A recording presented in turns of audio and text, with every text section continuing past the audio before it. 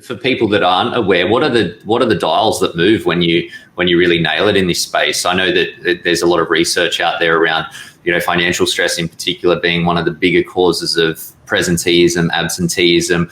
You get turnover of employees because they're looking for greener pastures or more money or sort of up against it. What are the sort of as I say, the needles that move? Yeah. Nailing this. You're right there. The big needles are your mental health and also your financial. Now, traditionally, when we think about corporate health, we think about cheaper gym memberships, online exercise programs, etc. And the people that are already doing that just cheer because now they're getting something cheaper or for free that they used to pay for. And those that weren't engaged in those particular areas just don't engage at all because it's not part of who they are or their lifestyle. So really looking, the big dial movers are around that mental health and also that financial health as well, which is really interesting.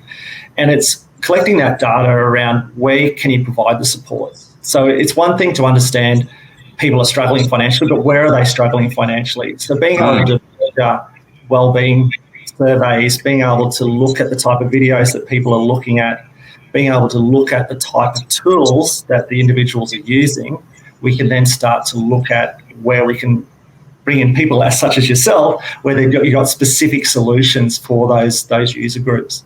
Yeah, great. And it's, I think you're right that I imagine that it would probably be fairly different per organization. Like I know that some of the groups that you guys work with are really diverse from blue collar to white collar and different salary ranges and different average ages and life stages. So I imagine that it's for a business, you sort of really want to, and this is some of the conversations that we have with people. It's like, well, what's going to have the biggest impact, or what's going to get the attention and then ultimately drive results for the people that you're working with? I think that's the biggest difference, Ben, is being able to use data to have a look at the different departments and teams.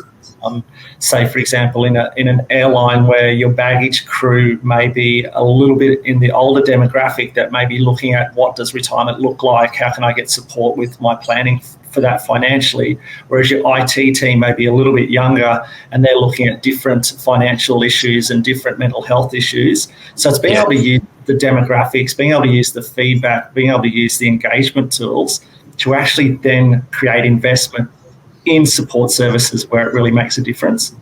And that's the big dial shifter within the corporate health world, is that the individuals build the support programs through those engagement numbers and those wellbeing tools that they're using.